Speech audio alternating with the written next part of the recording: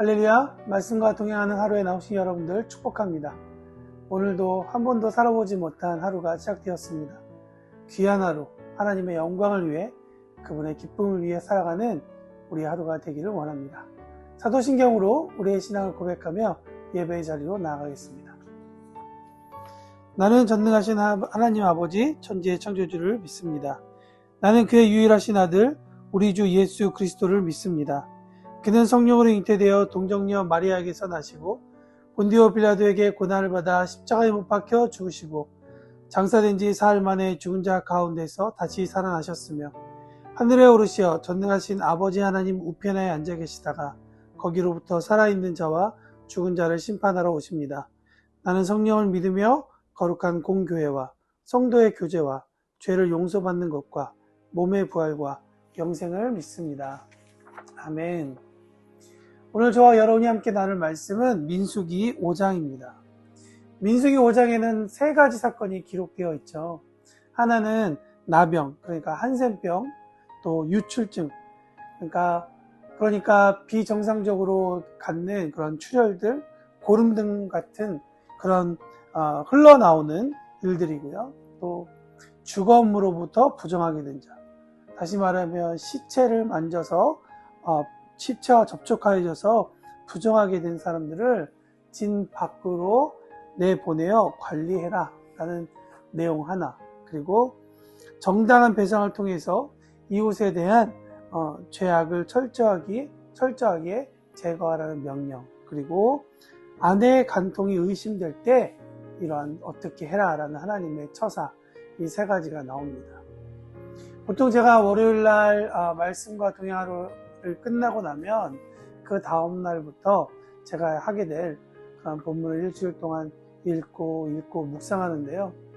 이 민수기 5장을 읽으면서 제 마음이 참 무거웠습니다. 아마 민수기 5장을 이 영상을 보시기 전에 먼저 읽으신 분들도 그렇게 느끼겠지만 참 하나같이 무거운 질문들이고 무거운 문제들이다. 그렇다고 해서 이것들 우리 삶 가운데 일어나지 않는 그냥 성경에만 나와 있는 이야기냐? 또 사실 그렇지 않다는 거죠. 오늘 아침에도 지하철에서 신문 기사를 읽으면서 이와 비슷한 이야기를 또 읽었습니다. 어떻게 보면 우리 주위에서 일어나고 있는 그러한 일들이죠. 내 주위에 일어나기만 해도 기사로만 읽어도 참 무거운 내용인데, 이 사건이 만약 나 혹은 내 가족에게 아주 나와 연관되어 있는 사람 가운데 일어난다면 참 어떨까라는 생각을 해봅니다. 그러다가 지난 몇 년 동안 우리에게 있었던, 그리고 지금도 있지만 이 코로나 사건을 생각하게 됩니다. 코로나를 지나면서 우리에게 부정한 것으로부터 격리된다는 것이 어떤 의미인지, 그 의미는 잘 모르지만, 그러나 그 격리된다는 것이 얼마나 고통스럽고 힘겨운 일인지는 아마 한 번쯤은 다 경험하셨을 것입니다. 코로나 블루다 뭐다 하면서 이 코로나에 걸렸던, 또 격리된 사람들이 우울증 증세가 너무나도 많아서 나라에서, 또 지자체에서, 공동체에서, 교회에서 얼마나 많은 사람들이 이들을 케어하기 위해 노력했습니까? 우리 가족들도 너무 많이 노력했죠. 그래도 이 어려운 시기를 잘 건넜고 지금도 잘 건너오고 있는 것은 비록 몸은 격리되지만 이 격리 또한 우리의 공동체 안에 있는 그러한 격리이기 때문에 돌아올 소망이 있고 희망이 있어서 아마도 잘 견뎌 나가고 있는 것 같습니다. 게다가 격리가 끝나는 것이 아니라 이 격리의 생활이 어느 시간이 지나서 시간이 끝나면 레위기에서 말하는 것처럼 격리된 자들이 돌아오는 것을 준비하라고 말씀하신 그 하나님의 말씀처럼 우리가 돌아올 곳, 그리고 돌아올 그런 공동체가 있기 때문에 소망이 있다는 것입니다. 민수기의 그 두루마리식의 그런 히브리식 이름은 베미드바르라고 합니다. 베미드바르. 이것은 무슨 뜻이냐면 문자적으로 번역하면 광야에서라는 의미를 가지고 있습니다. 광야에서 이 내용이 적어졌고 또 광야에서 일어난 일이 기록되어졌기 때문이죠. 민수기 5장의 문제는 광야와 같은 우리의 인생 가운데 또 일어날 수 있는 그러한 일입니다. 그렇기 때문에 민수기는 우리에게 소망을 주고 희망을 주는 그러한 책이라고 생각합니다. 또한 광야는 하나님을 만나는 곳이다 라고 성경은 이야기합니다. 일부러 지금도 유대인 공동체들은 초막절을 중심으로 하나님 앞에 있는 곳에서 나와 광야에서 텐트를 치고 그곳에서 하나님을 만나게 되죠. 여러분, 광야는 하나님을 만날 수 있는, 하나님을 만나는 아주 좋은 곳입니다. 그렇기 때문에 광야와 같이 어려움 중에도 소망이 생기는 또 하나의 이유가 바로 하나님을 볼 수 있다는 것이죠. 하나님은 레위기 15장에서 위와 같은 이 민수기 5장에서 말하고 있는 이 병을 가진 사람들 향하여 공통적으로 계속 지속적으로 반복하시는 말씀이 있는데, 그것은 속죄와 번제를 통해 여호와 앞에서 속죄하라라는 것입니다. 다시 화목하자라는 것이 하나님의 진정한 의미이죠. 육신의 연약함은 광야에서 언제나 일어날 수 있습니다. 그리고 마음의 연약함으로 몸을 내 마음대로 가누어 그 결과 몸이 상할 수도 있습니다. 여러분, 여기서 기억해야 할 사실은 무엇이냐면, 내 몸이 망가졌으니, 내 몸이 이렇게 됐으니 이제 나는 끝났구나 하고 거기서 멈추는 것이 아니고 포기하는 것이 아니라, 이러한 상황에서 공동체 안에 또 다른 회복의 장소, 그러니까 하나님께서 시간을 주시는구나, 격리시켜 주시는구나를 생각하고 그곳에서 하나님과 제사를 드리며 회복할 수 있는 시간을 은혜로 주셨다는 것을 바라보아야 한다는 것이죠. 이러한 깨달음이 너무나도 중요한 포인트라고 저는 생각합니다. 여러분, 부정하게 된 것, 정한 것, 속죄, 이런 얘기가 민수기, 레위기부터 계속 나오니까 우리가 죄의 결과로만 자꾸 생각해서 이해하려고 하거든요. 그러니까 법의 심판을 받을 짓을 안 했다고 해서 나는 정하고 나는 부정하고 이렇게 얘기할 수 있는 것이 아니라는 것이죠. 여러분, 우리가 알다시피 성경에서 말하고 있는 죄의 개념이 있습니다. 뭐냐면 관역으로부터 벗어난 상태이죠. 여러분, 이런 의미 가운데에서 오늘 본문을 바라본다면 사람의 몸이 원래부터 하나님께서 건강하게 주셨고, 하나님께서 사람에게 이 건강한 컨디션을 주신 어떠한 선이 있는데, 부정하다는 것은 무엇이냐면 그 건강한 선으로부터 벗어났다라고도 우리가 생각할 수 있다는 것이죠. 더 광범위하게 생각하면 몸을 망가뜨리는 습관, 생각, 그 모두가 하나님께서 인간에게 주신 건강함이라는 선으로부터 탈선되어 있는 상태라는 것이죠. 다시 건강하라 라는 것이 하나님의 말씀입니다. 다시 말씀드리면 다시 건강해지는 것이 하나님께서 원하시는 것이죠. 몸만이 아니라 혼도 하나님의 선으로 다시 돌아오라 라는 것이 하나님의 말씀입니다. 그러니 우리 건강을 위해서 기도하는 것 하나님께서 기뻐하십니다. 우리가 잘못된 습관으로 인해서 망가진 것으로부터 회개하는 것 하나님께서 너무나도 기뻐하시는 것입니다. 오늘 하루를 시작하면서 하나님, 우리의 몸을, 우리의 혼을 다시 회복시켜 주십시오. 내가 잘못 살았고 내가 잘못 판단했습니다. 주님, 용서해 주십시오 라고 이야기하며 지금 힘들고 아파 있는 이 격리된 시간을 하나님과 예배하며 잘 보낼 수 있기를 바랍니다.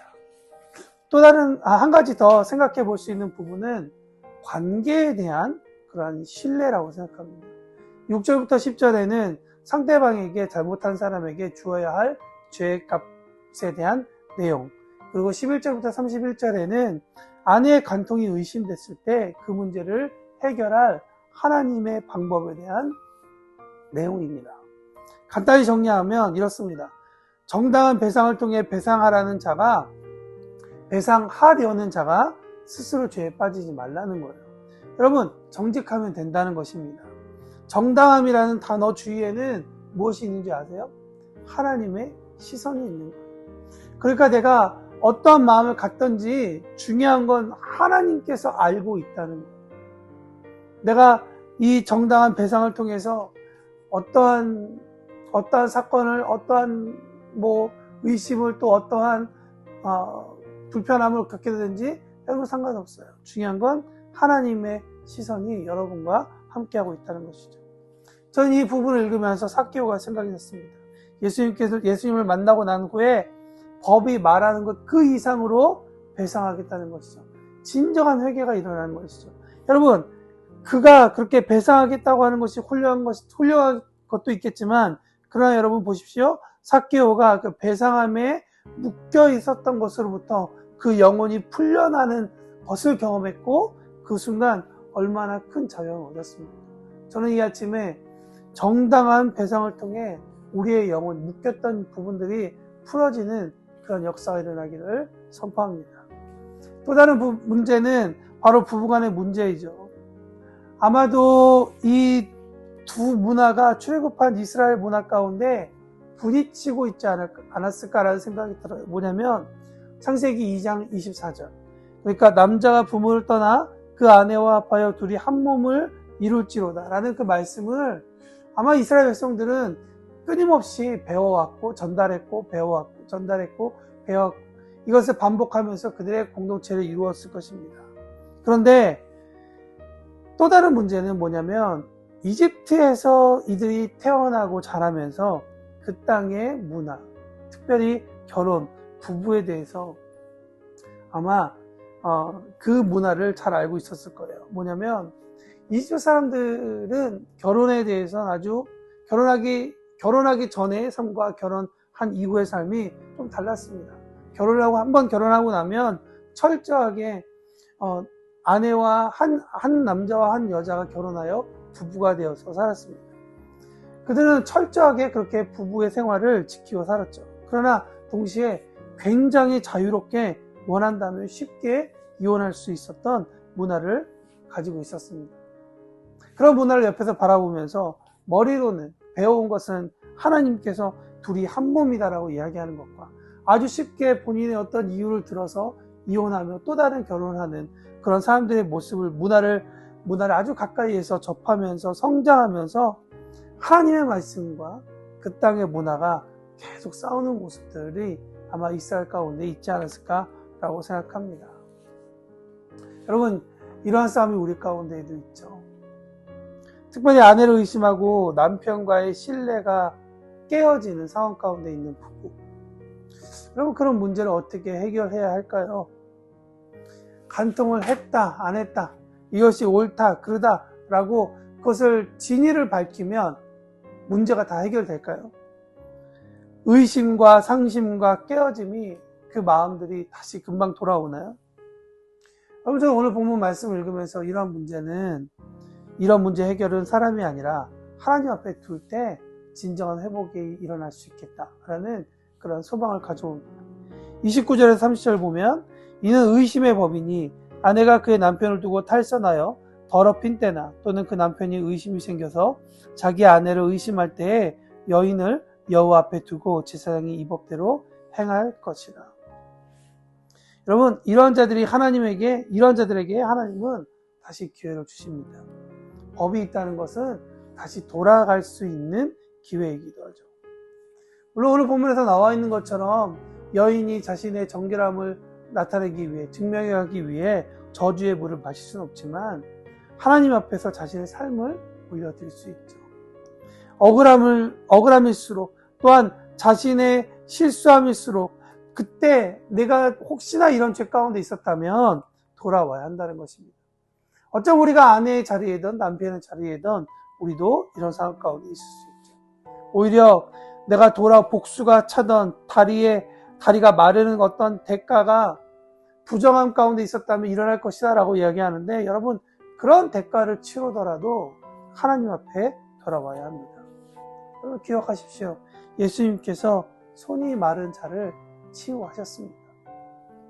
진정한 회개, 남편으로서의 진정한 회개, 아내로서의 진정한 회개는 회복의 시작입니다. 하나님은 그 손 마른 자를 회복시키십니다. 오늘 말씀을 통해 하나님께 돌아갑시다. 몸으로 죄를 짓지 말고 내 몸이 내 것인 양 착각하지 말고 하나님께 주신 그 선으로 다시 돌아가는 저와 여러분이 되길 바랍니다. 몸만이 아니라 우리의 혼도 그렇게 되기를 원합니다. 그리고 우리의 연약함을 하나님께서 치유하셔서 깨끗이 나아지도록 구하고 오늘 하루를 살아내는 우리 모두가 되기를 축복합니다.